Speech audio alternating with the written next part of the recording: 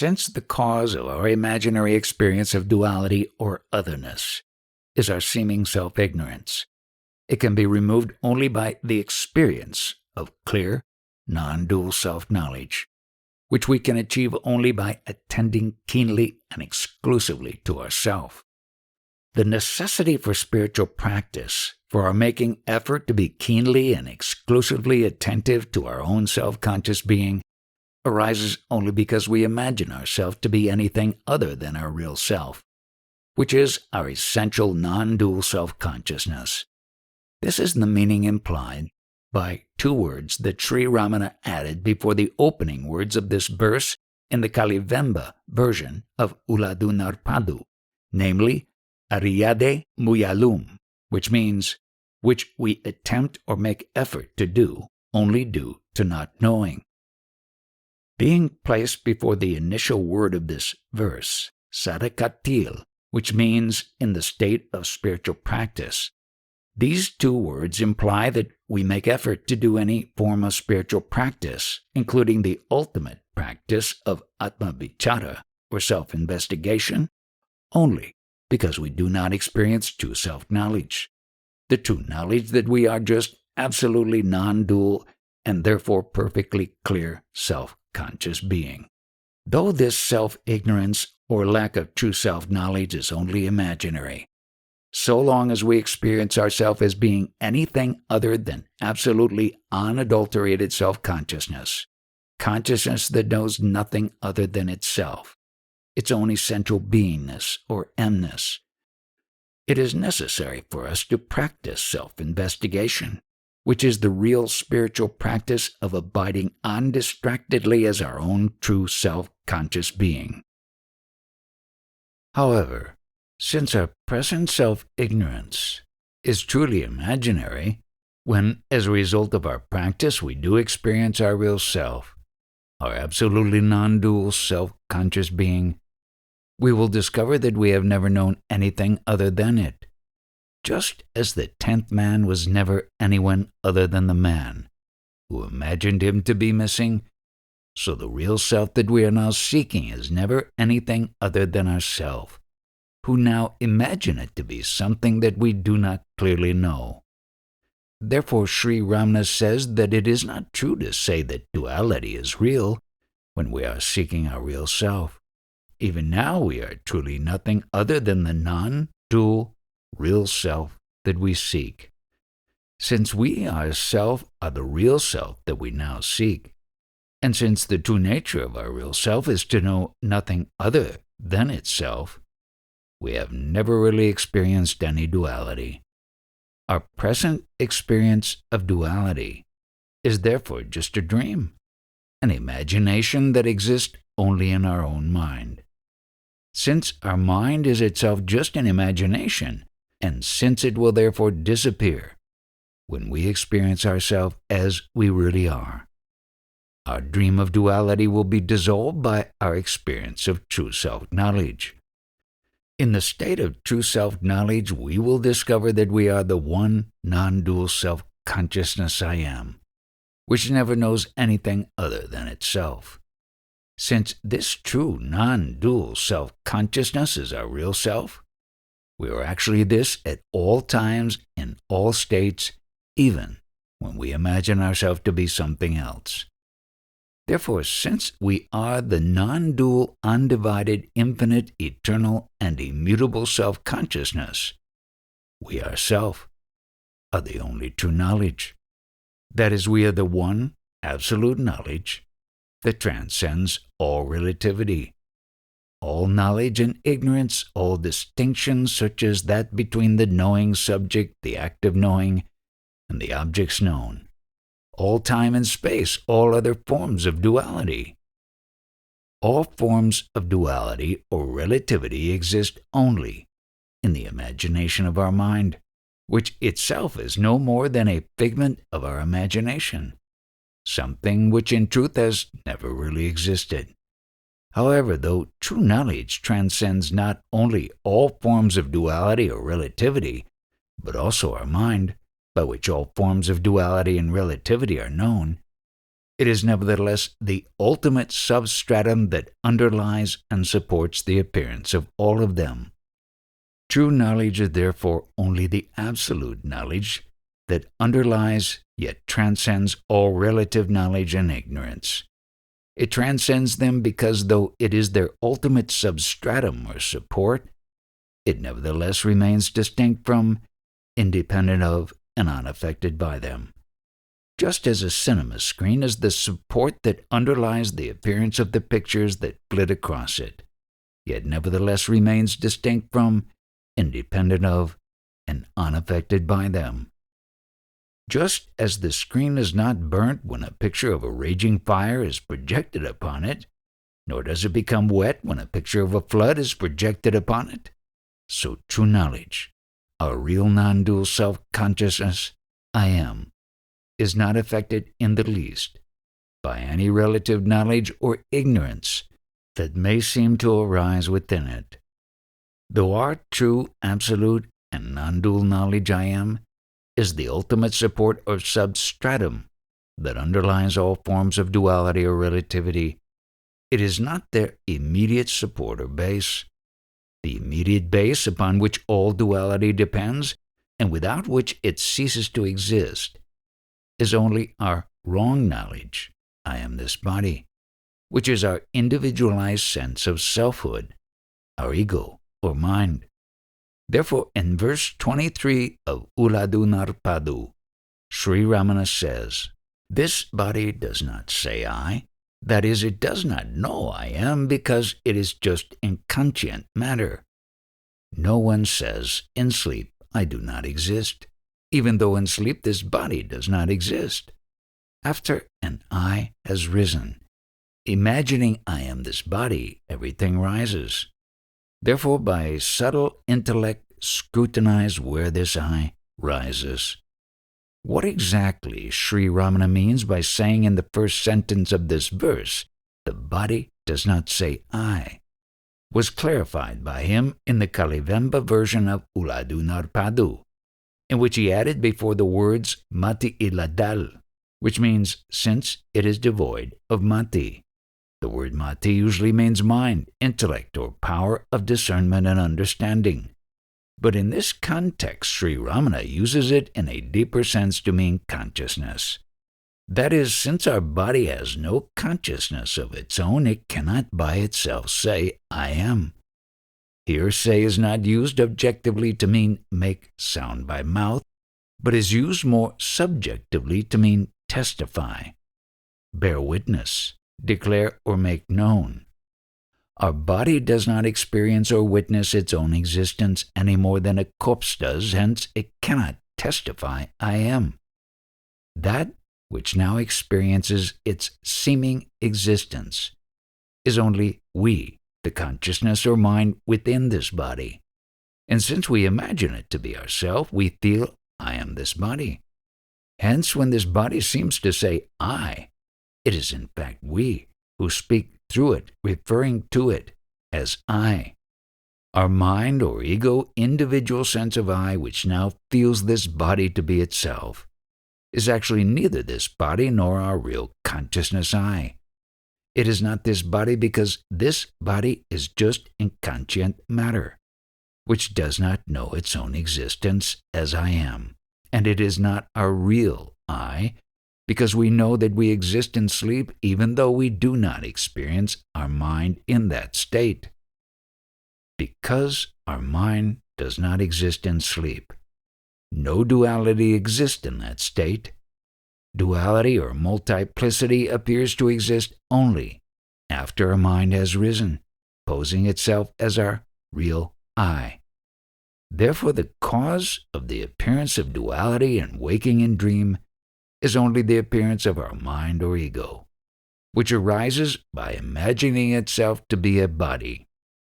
Since our mind or individual sense of I is not real, but arises merely as an imagination, Sri Ramana concludes this verse by advising us to scrutinize the source from which it rises. That source is ourself, our real I, or essential self-consciousness, which we experienced even in sleep. If we scrutinize ourselves with a subtle intellect, that is, with a clearly refined and therefore deeply penetrating power of discernment, cognition, or attention, we will experience ourselves as the true non-dual self-consciousness that we really are, and thus our mind or ego will vanish. In the last line of this verse, the two words nun material, which literally means by a subtle intellect, are very significant, and in order to understand their meaning more clearly, we should compare them with two similar words that Sri Ramana uses in verse 28, namely, kurda material, which literally means by a sharp intellect or by a pointed intellect. That is, by a sharp, keen, intense, acute, and penetrating power of discernment, cognition, or attention. Since he says in verse 28 that by a sharp intellect or kurda mati, we should know the place or source from which our rising ego rises. It is clear that the subtle intellect that he refers to in verse 23 is the same as the sharp intellect that he refers to in verse 28. Our real self is infinitely subtle because it is formless consciousness, whereas in comparison, all our thoughts are gross because they are forms or images that appear to be other than ourself. Therefore, if we are habituated to attending only to thoughts or objects, our intellect or power of discernment will have become comparatively gross, blunt, and dull, having lost its natural subtlety, sharpness, and clarity, and hence it will not be able to discern clearly our true subtle adjunct-free self-consciousness. Since by constantly attending to the gross thoughts and objects we have lost our natural subtlety, sharpness, and clarity of attention or discernment, in order to regain these qualities, we must attempt to attend repeatedly to our infinitely subtle self-consciousness. The more we practice such self-attentiveness, the more subtle, sharp, and clear our power of attention or discernment will become, and as its subtlety, sharpness, and clarity thus increases, we will be able to discern our true self-consciousness more clearly, precisely, and correctly, until eventually we will experience it in its absolutely pristine purity. This pristine experience of our non-dual self-consciousness is alone the state of absolute true knowledge. The result that will be achieved when with a truly subtle power of attention we scrutinize our essential self-consciousness I am, which is the source from which our mind or false finite sense of I arises, is stated by Sri Ramana explicitly in the words that he added at the end of this verse in the Kalivemba version of Uladu Narpadu. The final word of this verse is N, which is an imperative that in this context means scrutinize. But in the Kalivemba version, he modified it as enna, which is the infinitive form of the same verb that is used idiomatically to mean when we scrutinize. And he added a concluding verb, nazuvum, which literally means it slips off, it steals away, or it escapes, and which therefore implies that it will depart, disappear, vanish, evaporate, dissolve, or become entirely non-existent. Thus, the meaning of this final sentence in the Kalivemba version is, when we scrutinize by a subtle intellect where this I rises, it, this rising I, will vanish. The rising I, our mind or ego, appears to exist only when we imagine ourselves to be a body, and hence its seeming existence depends upon our turning our attention away from our own essential self-conscious being, I am, towards a body and other thoughts, all of which are objects that we have created by our own power of imagination. When we do not attend to any imaginary objects such as this body, the world, or any of the other thoughts in our mind or finite sense of I cannot stand, and hence it subsides and vanishes within us, being found to be entirely non-existent. Therefore, when we scrutinize the source of our finite rising I, that is when we turn our attention away from all thoughts or mental images and focus it wholly and exclusively upon our own essential self-conscious being, this false I will vanish in the absolute clarity of our perfectly adjunct-free, non-dual self-consciousness. In the second half of verse 23 of Uladu Narpadu, Sri Ramana points out the obvious truth that everything, that is, all duality or otherness, rises only after our mind or individual sense of I has risen. And he advises us that we should therefore scrutinize with a subtle intellect the source from which this I arises. He also adds that when we scrutinize thus, this I will slip away, vanish, or become entirely non-existent. The inference that we should understand from his statement, after an I has risen, everything rises, from his subsequent advice, by a subtle intellect scrutinize where this I rises, and from his final statement that this I will then vanish, is stated by him clearly in verse 26 of Uladu Narpadu. If our ego comes into existence, as in the waking and dream states, everything comes into existence. If our ego does not exist, as in sleep, everything does not exist. Hence, our ego is indeed everything, this entire appearance of duality or relativity. Therefore, know that examining what this ego is indeed relinquishing everything. In the Kalivemba version of Uladu Narpadu, Sri Ramana added the word kuruvam, which is the karu, before the first word of this verse, which is ahandai, or ego. As I explained in Chapter 3 when discussing the meaning of verse 716 of Guru Vachaka Kovai, the word karu means embryo, germ, efficient cause, substance, foundation, or womb. And Sri Ramana describes our ego or mind as being the karu because it is the embryo or seed from which everything, all duality or otherness, is born, the substance of which everything is formed, the active cause or creator that brings everything into being, the foundation that supports the appearance of everything, and the womb inside which everything is born and contained. Except our essential self-consciousness I am, everything that we know or experience is just a thought or image that we have formed in our mind by our power of imagination. Therefore, everything is just an expansion of our own mind, our ego or root thought I. This is why Sri Ramana states emphatically that our ego indeed is everything.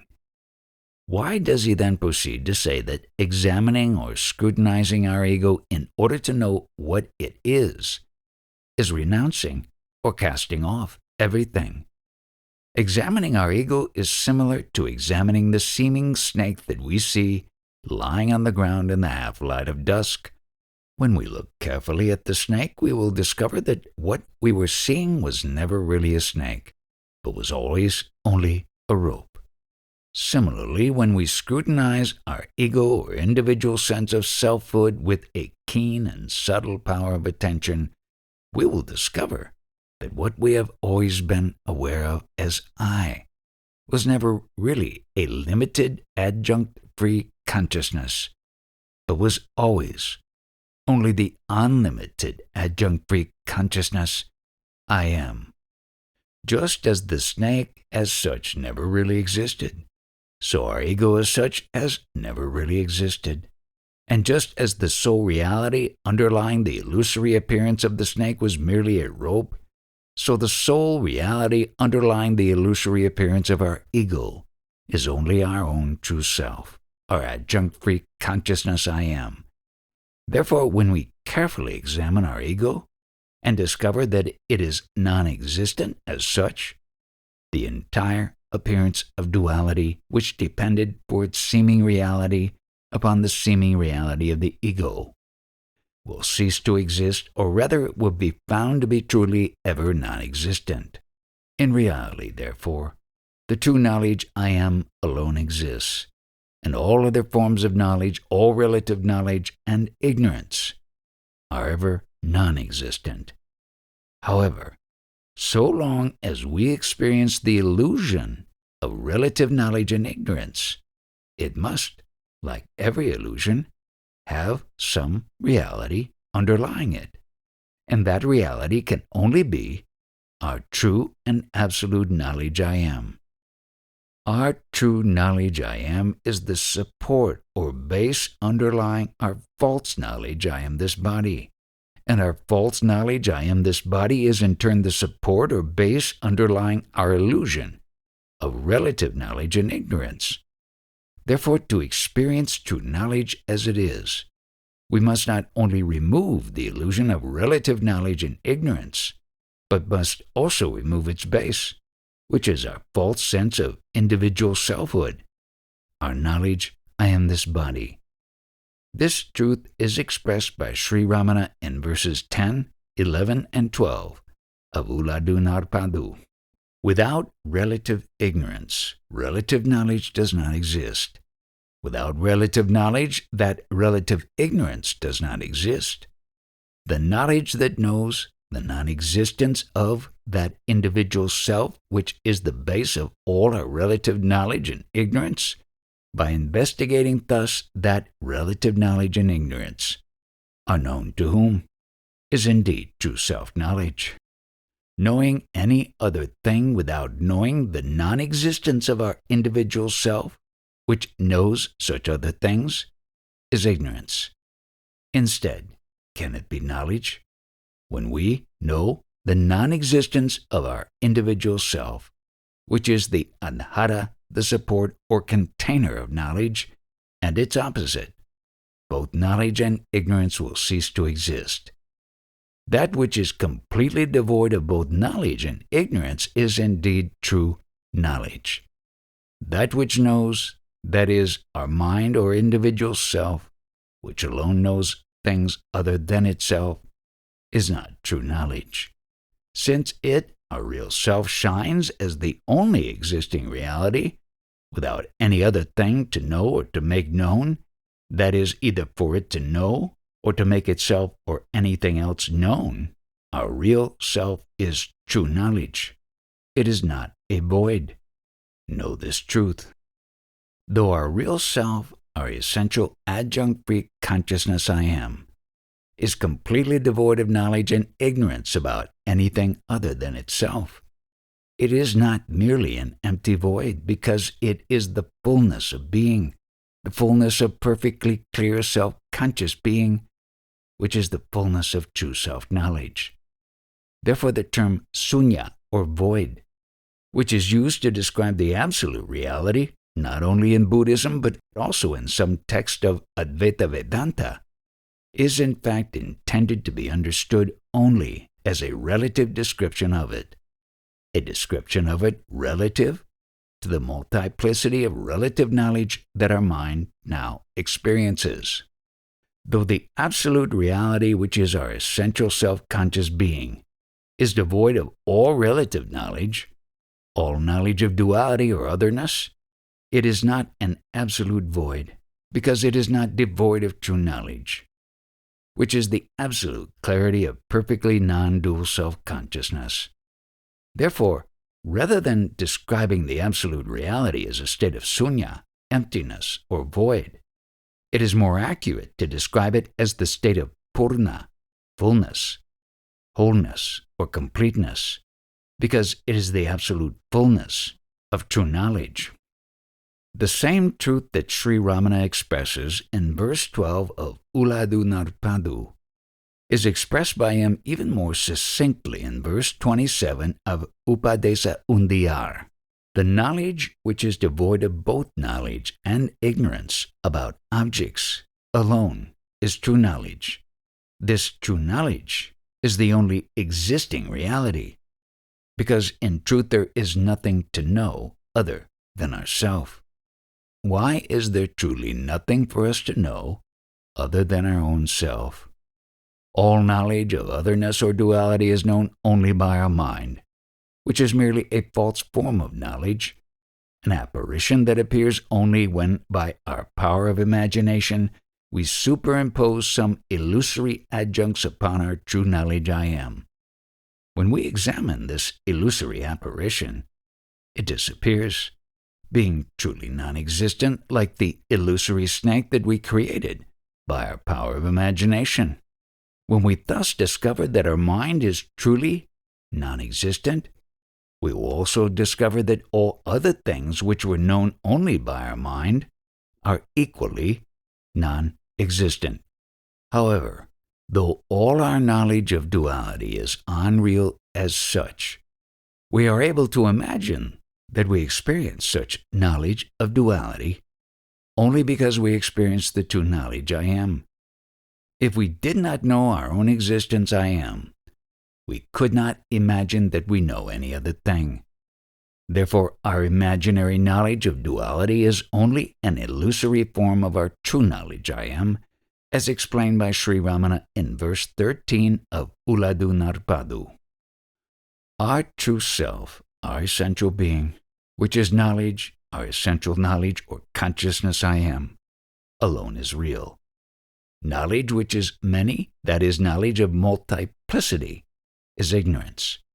However, even that ignorance which is unreal does not exist apart from our true self, which is the only real knowledge. The multiplicity of ornaments is unreal. Say, does it exist apart from gold, which is real?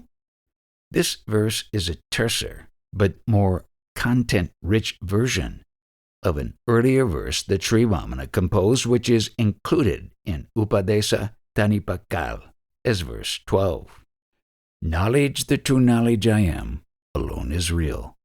Ignorance, which is nothing other than the false knowledge, our mind that sees, the one real knowledge I am as many, itself does not exist apart from our true self, which is the only real knowledge. The multiplicity of ornaments is unreal. Say, does it exist apart from gold, which is real? The diversity of gold ornaments is merely a diversity of transient forms and as such is unreal. What is real and enduring in all those diverse ornaments is only the substance of which they are made, namely gold. Similarly, though the knowledge of multiplicity is unreal, being merely a transitory appearance, its underlying reality or substance is only the true knowledge I am, without which it could not even appear to exist. Therefore, the only thing that is worth knowing is our own real self, our essential consciousness I am. That is why Sri Ramana says in verse 3 of Anma Vidai, what worth does all our knowledge have, if we know whatever else without knowing our real self? If we know our real self, then what else is there to know? When we know in ourself that real self, which shines undivided as the unlimited, adjunct-free consciousness I am, in all the divided or separate living beings, within ourself the light of self, the clarity of true self-knowledge will shine. This is indeed the shining forth of grace, the annihilation of I, our ego, mind, or separate individual self, and the blossoming of the true and eternal happiness. Just as in verse 16 of Upadesa Undiyar, which we discussed earlier in this chapter, Sri Ramana used the term its own form of light to denote our mind's essential consciousness I am. So in this verse he uses the term the light of self to denote the clear consciousness or knowledge of our real self.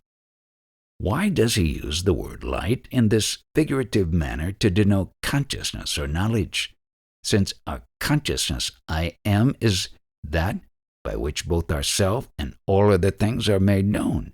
In the poetic language of mysticism, it is often described as being the true light that illumines everything, including the physical light that we see with our eyes. This metaphorical use of the word light to denote our true consciousness of being I am can be found in the sayings and writings of sages from all traditions and all cultures. Jesus Christ, for example, referred to our consciousness I am as the light of the world. Since it is the light that enables us to know the world, and since it shines as the essential being of each and every one of us, including even God, who declared himself to be that I am when he said to Moses, I am that I am, thus shalt thou say unto the children of Israel, I am hath sent me unto you. And Christ, who indicated that he was that same timeless I am, when he said before Abraham was born, I am. Christ not only said, I am the light of the world, but also addressing people said, ye are the light of the world. Hence this consciousness I am can rightly be said to be the spark of divinity within each one of us. Indeed, this pure consciousness of our being which we know as I am is itself the ultimate and absolute reality, which in English is called God or the Supreme Being, and which in Sanskrit is called Brahman. This truth is affirmed not only by the above quoted statement of God in the Bible, I am that I am, but also by the four great sayings or Mahavakyas of the Vedas, which declare the oneness of ourself and that absolute reality. Of these four Mahavakyas, one is contained in each of the four Vedas, in the portions of them that are known as the Upanishads, which are some of the earliest known expressions of Vedanta, the end or philosophical conclusion and essence of the Vedas. The Mahavakya of the Rig Veda is Prajnanam Brahma, which means pure consciousness, is Brahman. That of the Yajur Veda is Aham Brahmasmi, which means I am Brahman. That of the Samaveda is Tat Tvam Asi, which means it Brahman you are. And that of the Atharva Veda is Ayam Atma Brahma, which means this self is Brahman. Our oneness with the absolute reality called God is explained by Sri Ramana more clearly in verse 24 of Upadesa Undiyar. By their nature, which is, that is, in their essential nature of being I am, which merely is, God and souls are only one porul, substance or reality. Only the adjunct sense is what makes them appear to be different. We feel ourselves to be a soul or individual being because we identify ourselves with certain adjuncts. And these adjuncts distinguish us from God and every other living being. Just as we identify ourselves with a certain set of attributes or adjuncts, we identify God with another set of attributes or adjuncts. However, none of the attributes that we ascribe either to God or to ourselves are actually inherent or essential to the fundamental being which is the true nature of both himself and ourself, but are merely adjuncts that are superimposed upon it. Since all such attributes or adjuncts are mere thoughts or mental images created by our power of imagination, Sri Ramana refers to them collectively as Upadi Unarbu, the adjunct sense or adjunct consciousness. That is the feeling, notion, or experience of adjuncts. Though the exact meaning of Upadi is a substitute or thing that is put in place of something else, it actually comes from the verbal root upada, meaning to place upon, impose, seize, take up, add, connect, or yoke. And therefore by extension it also means a disguise, a phantom, a deceptive appearance, an attribute, an adjunct, a qualification, or limitation. Thus in our present context it means any extraneous adjunct, anything that is superimposed upon some other thing, making itself appear to be that other thing. Therefore, whatever is not actually ourself, but we mistake to be ourself, such as our body or mind, is one of our upadis, or limiting adjuncts, and our mistaken notion or imagination that such adjuncts are ourself is our upadi unarbu. Since we superimpose such upadis or limiting adjuncts not only upon ourselves, but also upon God, we experience an upadi unarvu, or feeling of adjuncts both with respect to ourselves and with respect to God. However, since our experience of adjuncts that distinguish us from God is created only by our own power of imagination, and not by God, all these distinguishing adjuncts exist only in the outlook of our mind and not in the outlook of God, who is in reality only our own true self-conscious being, our being that knows only itself. Therefore, in order to know God as He really is, all we need do is to eradicate our own illusory sense of adjuncts. When we thus cease to identify ourselves with any adjuncts, we will no longer imagine God as having any adjuncts, but will discover Him to be nothing other than our own true and essential self-conscious being. Therefore, in verse 25 of Upadesa Undiyar, Sri Ramana says, knowing our real self, having relinquished all our own adjuncts, itself is knowing God, because He shines as our real self. The knowledge that remains when we relinquish all our adjuncts is only our essential non-dual consciousness of our own being, which is the true nature of God. That which experiences this true self-knowledge is not our mind, but is only our own real self, our essential being, which is ever conscious of itself as I am. Our mind is our essential consciousness mixed with adjuncts, which are the various forms of wrong knowledge that we have about ourselves, and it therefore cannot survive as such in the perfectly clear state of true self-knowledge. Thus, the state in which we know ourselves as we really are, and in which we thereby know God as our own self, is the state in which our mind has been entirely consumed in the absolute clarity of true self-knowledge. Therefore, in verse 21 of Uladu Narpadu, Sri Ramana says, if it is asked, what is the truth of the supreme state that is indicated in many sacred texts which we say ourself and seeing God? We have to reply with the counter question, since ourself is one. How is ourself seeing ourself possible? If it is not possible for us to see ourself, how is seeing God possible? Becoming food to God is seeing Him. Our mind can only know things other than itself, because it turns its attention selfwards to know itself. It will subside and drown in its own essential self-conscious being. What it truly knows itself, or rather, when we truly know ourself, we will cease to be the mind or object-knowing consciousness that we now imagine ourselves to be, and will remain instead our natural state as our own non-dual consciousness of being.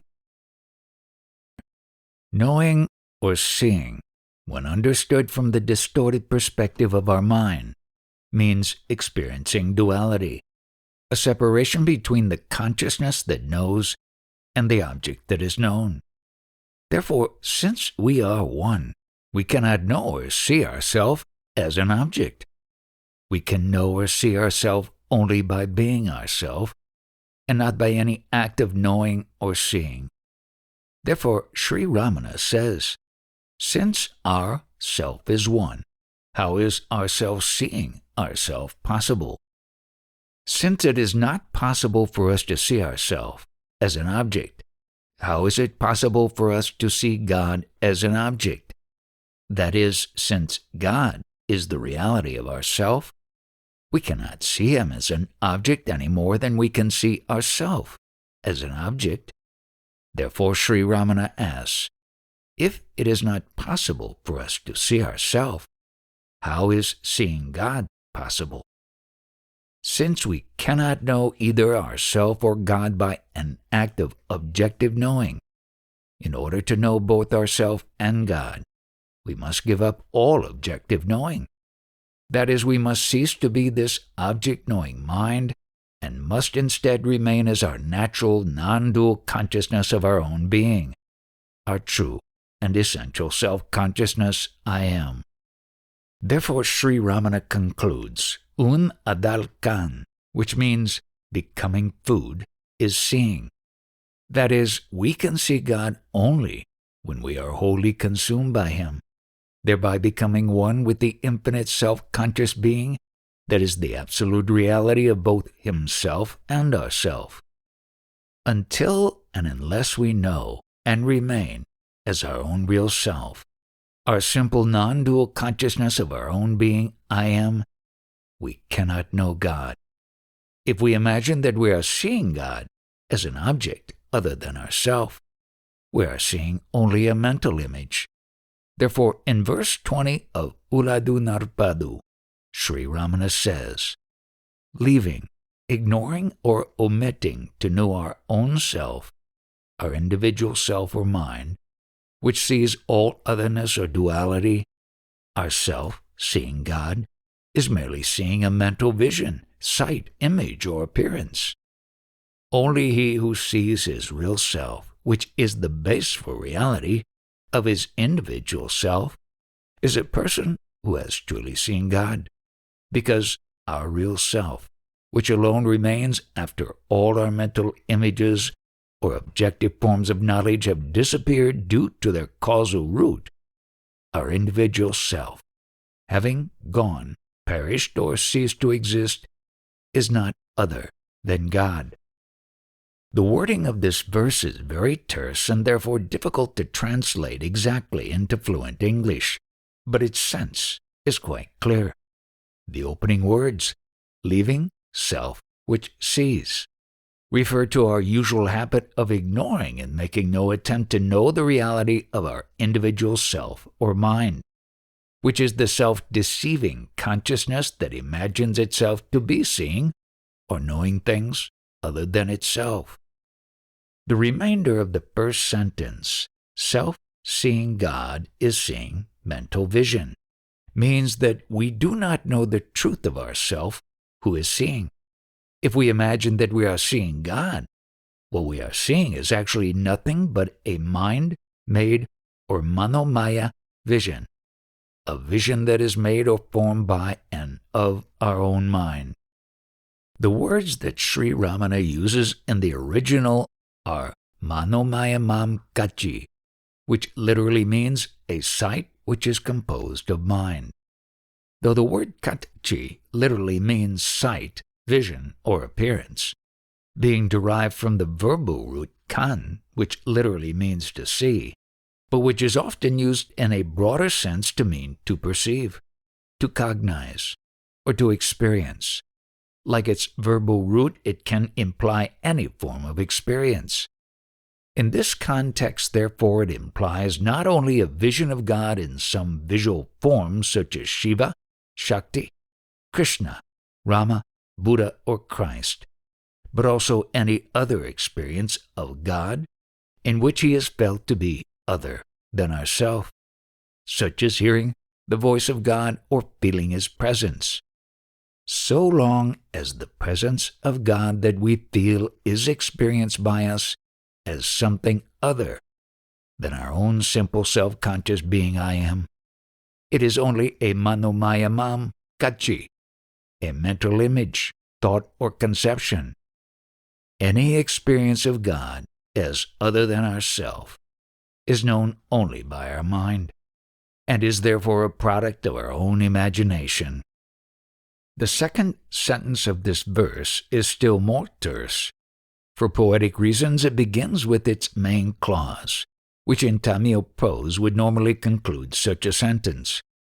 The meaning of this main clause, only he who sees self is a person who has seen God, is quite clear.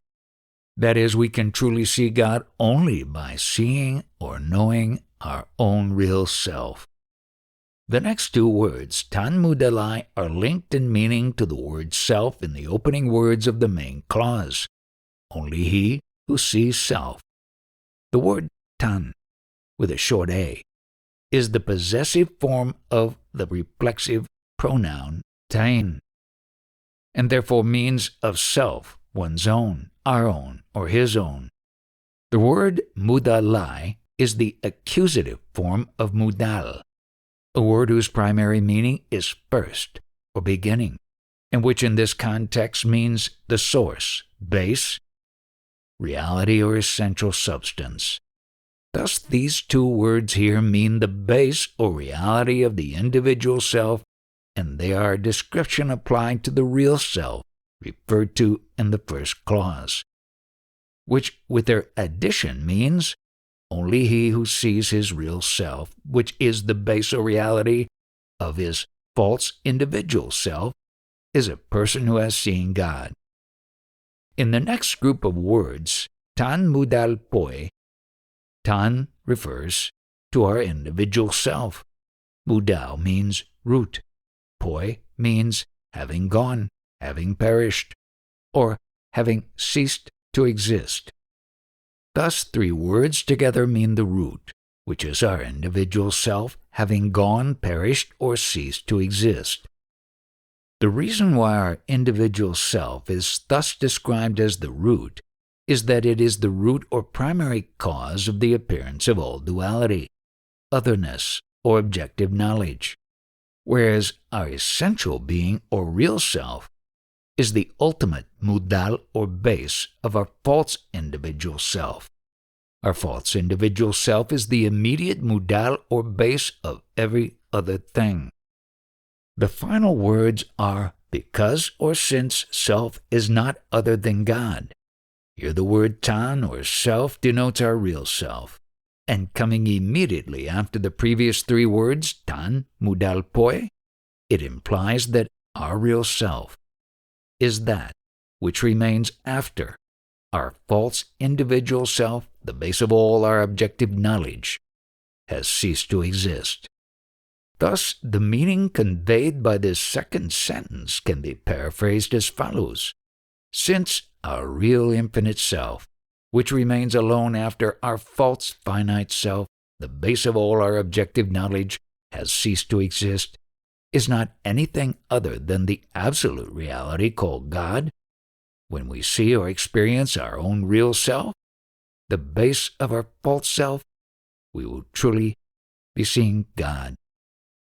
Thus, the combined conclusion of verses 20 and 21 of Uladu Narpadu is that we can see or know God only by knowing our own real self, because our own real self is itself the absolute reality that we call God, and that we can know our own real self only by ceasing to exist as our false individual self, that is, by surrendering ourself entirely to God, the infinite fullness of being, thereby becoming a prey to Him and being wholly consumed in His absolute, infinite, undivided, unqualified, and perfectly non-dual self-conscious being.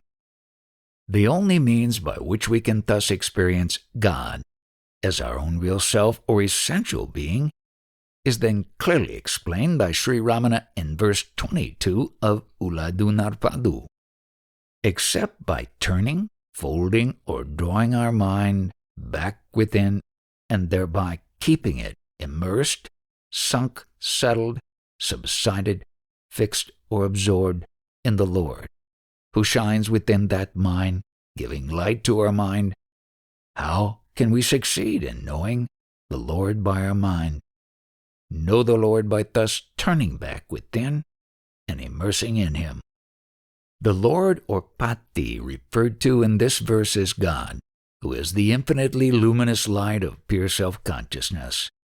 As we saw earlier, in spiritual literature, our own essential consciousness of being is figuratively described as the original light, the light by which all other lights are known, because just as physical light enables us to see physical objects, Our consciousness of being is that which enables us to know all things.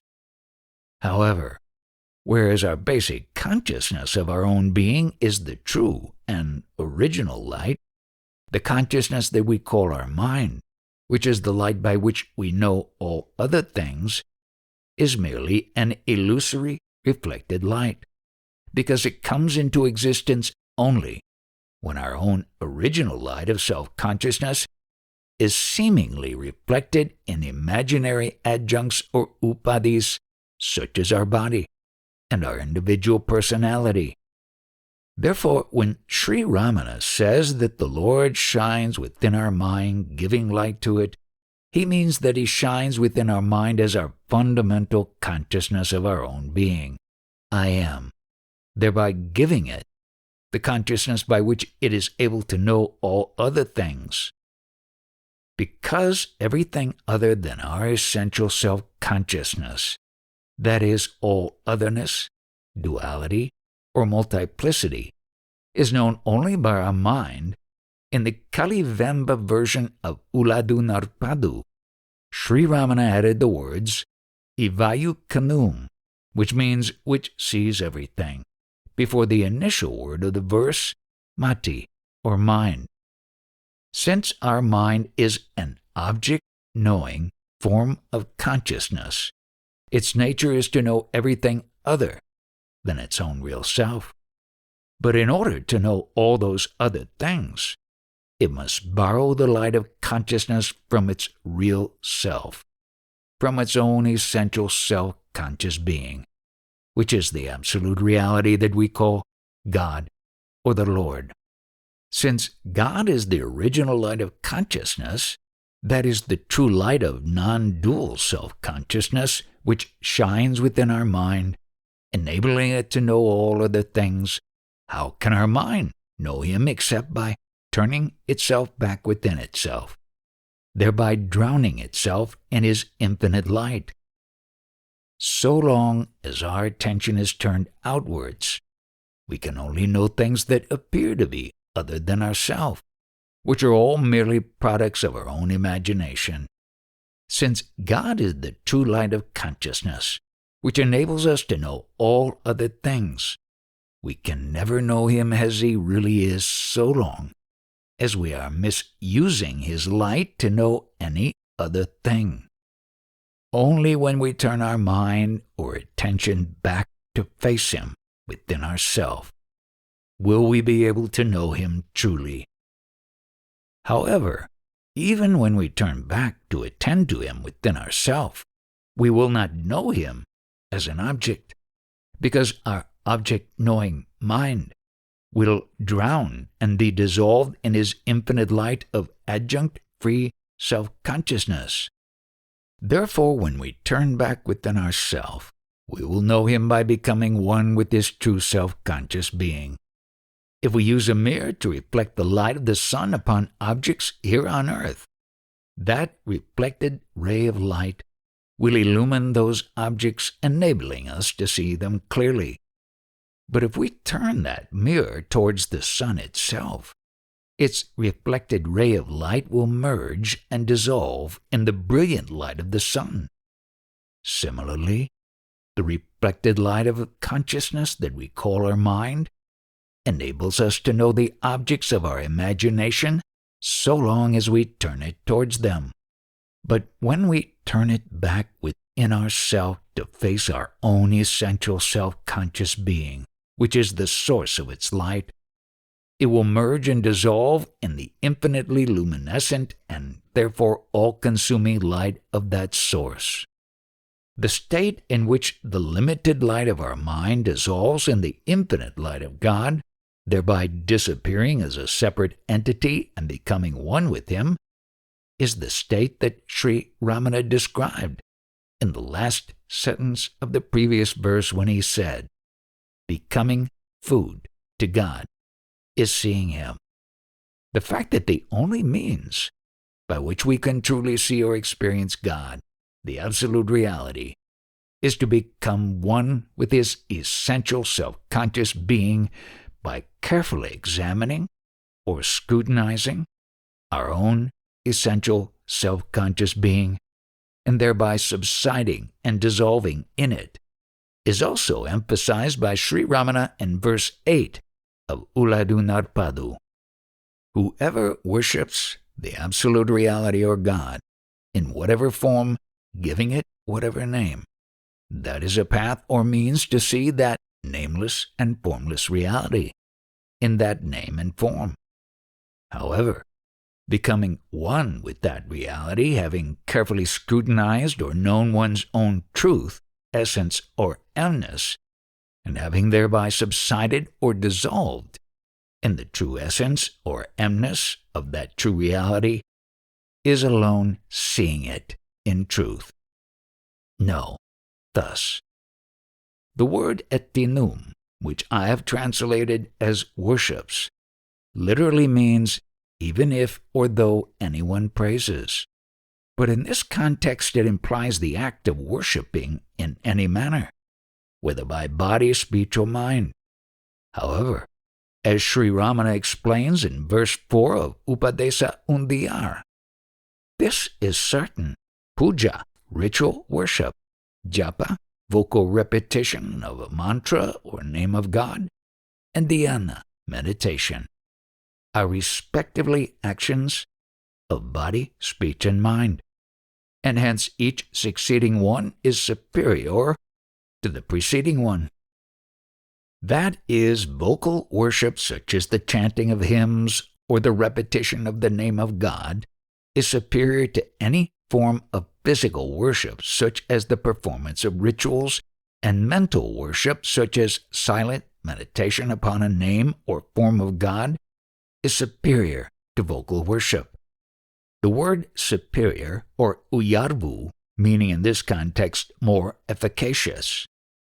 Therefore, as a means to see God in any chosen name and form, meditating with love upon that name and form is the most efficacious form of worship.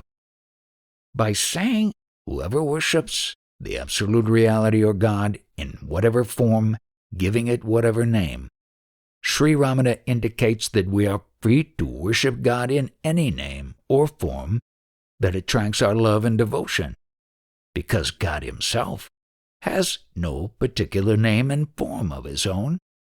No matter in what name or form a devotee may worship God, if that worship is sincere and performed with true love for him, God will certainly respond to it favorably, because even though his devotee may not know it, he knows that the true object of his devotee's love and worship is his nameless and formless reality or true being.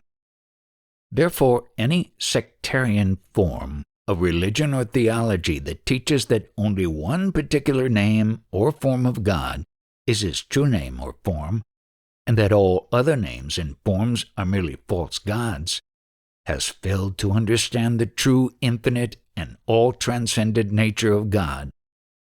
No concept or mental image that we may have of God, including even the concept espoused by certain religions that he is formless, and therefore should not be worshipped in the form of any idol, icon, symbol, or graven image, can truly define God or adequately depict him as he really is, because he is the absolute and infinite reality that transcends all concepts and mental forms of knowledge.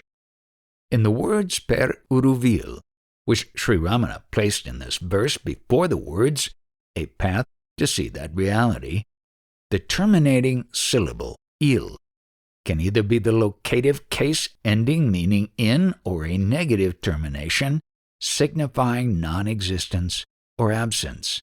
Thus, in this context, they can mean both in name and form and nameless and formless.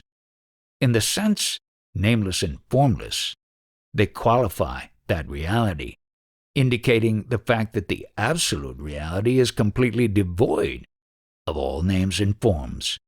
In the sense in name and form, they qualify the manner in which we can see that reality by worshiping it in name and form. That is, though the absolute reality transcends all names and forms, and therefore has no name or form of its own, it is possible for us to see or experience it in any name and form in which we choose to worship it. However, seeing God thus in name and form is not seeing Him as He really is, but is only seeing Him as we imagine Him to be. No matter how real such a vision of God in name and form may appear to be, it is in fact just a Maya Mam Gatchi, or mind-made image, as Sri Ramana says in verse 20 of Uladu Narpadu. In both the first and second sentence of verse 8, the word that I have translated as reality, porul, which literally means thing, entity, reality, substance, or essence, and which is used in Tamil philosophical literature to denote the absolute reality, or God, as the true substance or essence of all things. In the second sentence, Sri Ramana further clarifies the sense in which he uses this word porul by qualifying it with the word mei, which means true or real, thereby forming the compound word meip porul, which means true essence or real substance, and which is another term commonly used in Tamil philosophical literature to denote God. Thus, the nameless and formless reality, which he is discussing in this verse, is absolute self-conscious being, which is the true essence or real substance both of God and of ourself. In order to see or know this absolute reality or essential being in truth, that is, as it really is, Sri Ramana says that we must become one with it by scrutinizing and knowing our own truth, and thereby subsiding and dissolving in the truth of that real essence. The word that I have translated as truth, which he uses 3 times in the second sentence of this verse, unmai, which etymologically means ulmai, emness or isness, and which is therefore a word that is commonly used to denote existence, reality, truth, veracity, or the intrinsic nature or essential being of anything. Since ul is the base of a tenseless verb meaning to be, in its basic form ul, it just means be, and hence ulmai or unmai literally means beingness. Because it is a verbal base, ul does not denote specifically the first person, second person, or third person. So from a purely grammatical perspective, ulmai can equally be taken to mean Emness, Arness, or Isness. However, since true being is self-conscious, and since it is known by nothing other than itself, from a philosophical perspective, ulmai is more accurately described by the term emness than by the terms Arness or Isness. That is, true being is only our own self-conscious being, which we always experience as I am, and not any other objective being that we experience either as you are, or as he is, or she is, or it is. Therefore, since Sri Ramana uses the word unmai here to denote true being, in this context its etymological meaning is best translated as emness. Since true, self-conscious, and unqualified being is single, infinite, indivisible, and hence absolutely non-dual, and the emness of God and ourself is truly one. Hence, by scrutinizing and knowing our own emness, we will subside and dissolve in the infinite emness that is God, thereby becoming one with it as in truth we always are. Becoming one with God, having thus known our own emness, and having thereby dissolved in his true emness, is alone seeing him as he really is. Such is the true non-dual experience of Sri Ramana, as expressed by him in this verse. The true nature or essential being both of God and of ourself is only that which merely is, and not that which is either this or that. That which merely is, and is not contaminated by association with any adjuncts such as this or that, is what is described in philosophy as pure being, or pure existence. This pure adjunct-free being is the one true substance of which all things are formed, the sole reality underlying all appearances. In truth, therefore, pure being alone exists. Hence, since nothing can exist as other than being or existence, there can be no consciousness other than being to know being. If consciousness were other than being, consciousness would not be. Since consciousness exists, it cannot be other than being or existence.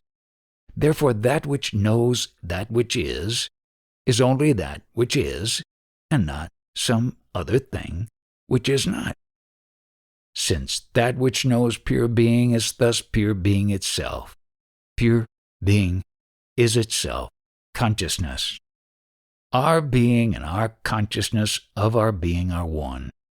Both are expressed when we say, I am, because the words I am signify not only that we are, but also that we know that we are.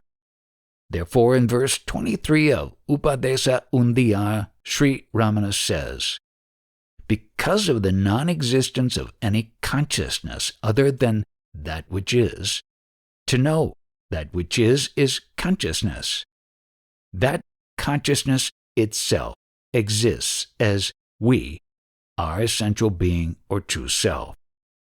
Since we are both being and consciousness, we need not know ourself in the same manner in which we know other things. We know other things by an act of knowing, and hence all our knowing of other things is an activity of our mind, an activity that we describe by terms such as thinking, feeling, perceiving, and so on. But no such activity or act of knowing is required for us to know ourselves. We know ourselves merely by being ourselves, because our being is self-conscious.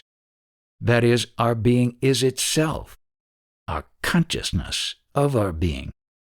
Therefore, in verse 26 of Upadesa Undiyar, Sri Ramana says, being our real self is indeed knowing our real self, because our real self is that which is devoid of two. This is Tanmaya Nishta, the state of being firmly established in and as taught or it, the absolute reality called Brahman.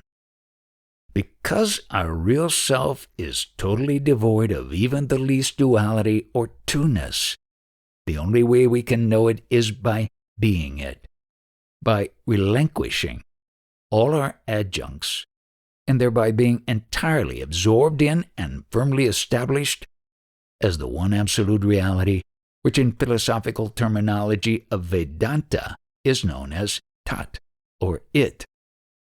That which is our pure adjunct-free essential self-conscious being, I am. The state of true knowledge, therefore, is not a state of knowing anything, but is just a state of being our own real self-conscious self. It is the state in which we simply abide as pure knowledge, which is our fundamental non-dual knowledge or consciousness of our own essential being, I am. Pure knowledge, which is our own real self or essential being, is absolute and non-dual. However, though we are always pure knowledge and nothing other than that, we imagine ourselves to be a finite individual consciousness that knows objects. Therefore, the state which is described as being our real self, or abiding as pure knowledge, is the state in which we refrain from imagining ourselves to be an object-knowing consciousness. Thus, true knowledge is just our present knowledge of our own being, bereft of our imaginary activity of knowing anything. Our real self, I am, is not only pure being and pure consciousness, it is also pure happiness. All misery and unhappiness exist only in our mind. And when our mind subsides as in deep sleep, we experience perfect peace and happiness. The peaceful happiness that we experience in deep sleep is the very nature of our true self. Because our mind always thinks in terms of duality and differences, we think of being, consciousness, and happiness as being three different things. But in essence, they are one and the same reality. Just as absolute being is itself absolute consciousness, so it is also itself absolute happiness. There is no such thing as absolute non-existence, because non-existence does not exist. If at all something called non-existence does exist, it is not absolute non-existence, but just a non-existence that only exists relative to some other equally relative existence. Likewise, there is no such thing as absolute unconsciousness, because unconsciousness can be said to exist only if some consciousness other than it exists to know it. Any unconsciousness that is known to exist exists relative only to the equally relative consciousness that knows its existence. For example, the unconsciousness that we experience in deep sleep exists relative only to our mind. The relative consciousness that we experience in waking and dream, because the state of deep sleep is a state of unconsciousness, only in the outlook of our mind. Just as both non-existence and unconsciousness are merely relative, so unhappiness is also merely relative. Since unhappiness is merely an absence or negation of happiness, and since a negation can only be relative, requiring something other than itself to negate, there can be no such thing as absolute unhappiness. Only that which is positive and not that which is negative can be absolute, because that which is positive does not require anything other than itself either to negate or to relate to it in any other way. However, though our real self, which we may call either our essential being, our essential consciousness, or our essential happiness, is in truth absolute, in the outlook of our mind, these three essential and absolute qualities appear to be relative to their opposites: non-existence, unconsciousness, and unhappiness. Since the vision of our mind is essentially dualistic, it can only experience relativity and can never experience the absolute as it is. However, since our mind could not appear to exist without the absolute reality that underlies its appearance, it always knows that absolute reality, but only in a distorted form, just as it knows the absolute reality I am in the distorted form of a relative entity that feels, I am this body. So it knows absolute being, absolute consciousness, and absolute happiness as three relative pairs of opposites: existence and non-existence, consciousness and unconsciousness, happiness and unhappiness. These relative pairs of opposites are each merely a distorted reflection of the absolute quality to which they correspond. Our mind experiences many relative pairs of opposites, but not all of those relative pairs of opposites correspond to a particular quality of the absolute reality. For example, long and short, or rich and poor, do not correspond to any particular quality of the absolute reality.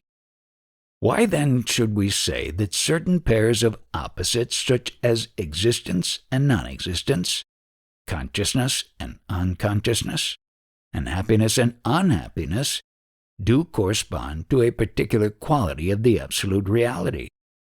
We know that each of these three pairs of opposites do indeed correspond to a particular quality of the absolute reality because in deep sleep, when our mind has subsided along with all its knowledge of duality and relativity, we experience our natural being, our natural consciousness, and our natural happiness, devoid of any notion of their opposites.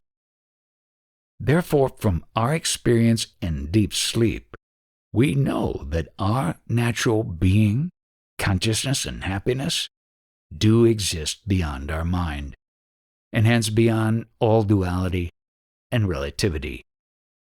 Therefore, though no words can adequately express the true nature of the absolute reality, which is beyond the range of thoughts or words in Advaita Vedanta, the philosophy of Advaita or non-duality, the essence of which is declared in the Vedas as their anta or ultimate conclusion, the absolute reality or Brahman is often described as being, consciousness, happiness, or Sat Chit Ananda. Though in its true nature the absolute reality I am is totally devoid of any form of duality or relativity, it is nevertheless the essential substance that underlies and gives a seeming reality to the appearance of all forms of duality or relativity, just as a rope is the essential substance that underlies and gives a seeming reality to the appearance of the imaginary snake.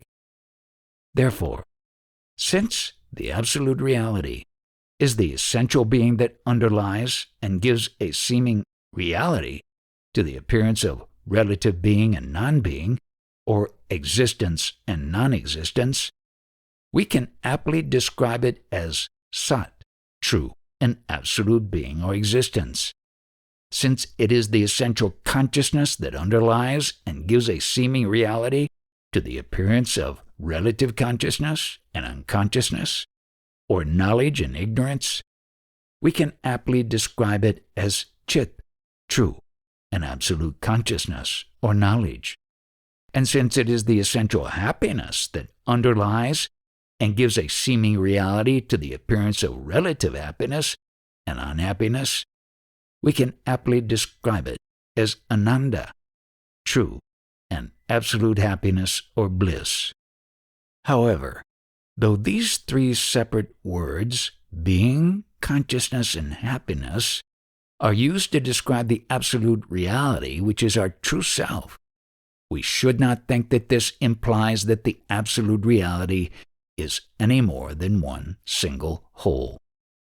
The absolute reality is essentially non-dual, and hence these three different words are used to describe it only because they are, in fact, words that all denote the same single reality. Being is itself the consciousness of being, and is also the happiness of merely being as that consciousness of being. True being or existence, true consciousness or knowledge, and true happiness or love are all only the one non-dual absolute reality that we always experience as I am. In most of the major religions of this world, the absolute reality or God is described as being not only the fullness of being, the fullness of consciousness or knowledge, and the fullness of perfect happiness, but also the fullness of perfect love. Why is the absolute reality thus said to be infinite love? We all love ourselves, and such love of oneself is natural to all living beings. What do we all love above everything else?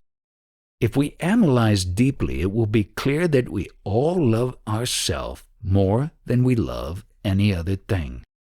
We love other things because we believe that in some way or other they are giving, will give, or can give happiness to ourselves. We love whatever gives us happiness, and because absolute happiness is our true and essential nature, we love ourselves above all other things. Happiness and love are inseparable, because they are in fact one and the same reality. our own essential non-dual nature I am. Happiness makes us love, and love gives us happiness. We love ourselves because being ourself and knowing ourself is the supreme happiness. Therefore, a term that is sometimes used in Advaita Vedanta in place of Sat Chit Ananda, or being consciousness bliss, is Asti Bhati Priya, which means being, luminescence, love. The state of true self-knowledge is thus the state of pure and perfect being, consciousness, happiness, and love. Therefore, in verse 28 of Upadesa Undiyar, Sri Ramana says, if we know what our real nature is, then what will remain and be known as the sole reality is Anadi Ananta Akhanda Satchit Ananda, beginningless, endless, and unbroken being consciousness.